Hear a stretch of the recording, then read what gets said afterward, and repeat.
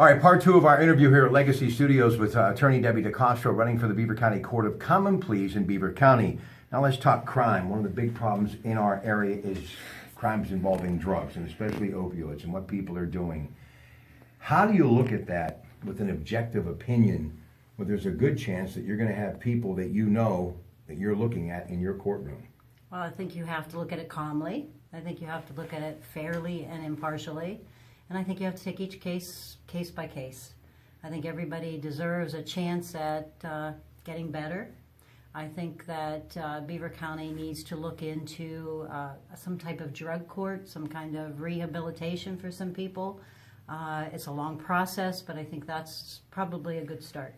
You know, District Attorney David Lozier, we were talking about moments ago. Has it really gotten that bad? And they're doing some amazing work in Beaver County and the Sheriff's Department and many others and local law enforcement. But has it really gotten that bad that you think you need a separate entity in the courts because of it? I think so. I think it affects more people than we realize. I think it affects every walk of life, and I think that's the concern.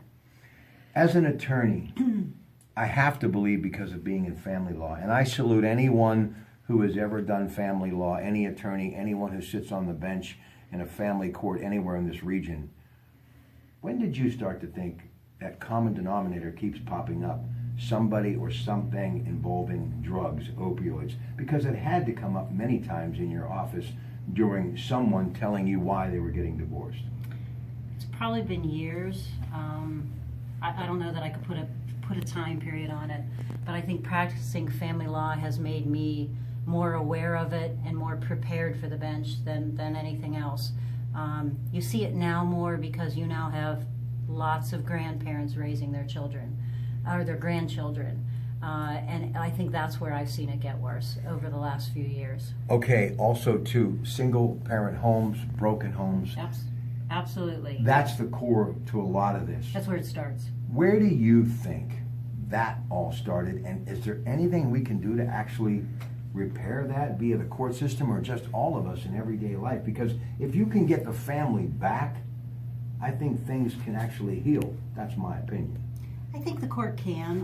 One of the things that I've been trained in is mediation and collaboration, which is something that no one else in our court does. And I think that I can utilize that on the bench to help people, instead of taking a family that's already split apart, help them make decisions that are better for their families. Even though you may live separate and apart, and even though maybe your family or your divorce has come to fruition, it doesn't mean you can't be civil to one another. I think we've lost the civility towards one another, and I think coming to the bench I could probably bring that, at least I would try to bring that. Well, I know you could bring that in. What did I tell you and your husband and Jimmy Joe Savage? We were kind of, just talking a little bit, getting ready for this video. The thing that I admire the most about a number of my friends who sit on the bench in Beaver County, a number of my friends throughout the area who represent the legal system, they all have a heart. It's not strictly black and white bottom line. They look at it from both sides. And to me, that's where you shine, because I know as a mother, as a human being, and someone who really practices what they preach in the Catholic faith that you love so much, and the marriage that you've had for many years, I got to believe that you've figured it out, and I think that the person, whoever is in front of you, is going to be getting a great opportunity to witness a wonderful human being when it comes to being a judge in Beaver County. I think a judge has to be tough, which I think I can be. Oh yeah, I believe that. I can be. I know, I know. I also think you have to be compassionate. You have to listen, and you have to be ready to hear what you may not want to hear, but you have to be able to deal with that. All right, let's talk what a lot of people will be hearing when it comes to crime and sentencing and punishment. Jails are overcrowded right now, putting more people in jail for a very, different type of crime, whether it be possession of a drug or domestic violence or whatever, armed robbery, a number of things.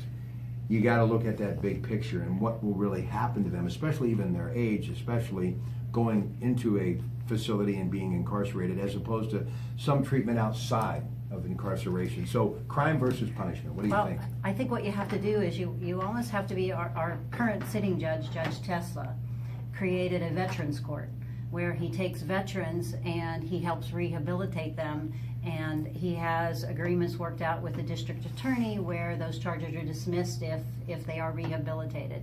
And I think you need to do the same thing with a drug court.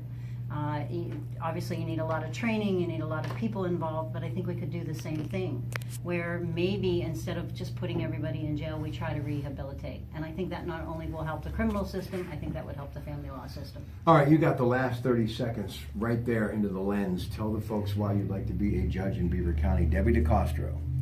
I would like everybody to go out and vote, first of all, on November 7th. And I want to be one of your next judges because I think I can help the people in Beaver County. That's who I am and who I've been taught to be. I think I could be fair, and I think I can be compassionate, and I would make Beaver County proud. Listen, you got my vote, so thank you very much for coming down, and please tell everyone at St. Blaise I said hello. I will do so. Thank you. The wonderful, wonderful Debbie DeCastro. I think I may actually come back and give you a little World Series preview before I head back to Western Pennsylvania to that great community of Monaca. Have a great afternoon, everybody.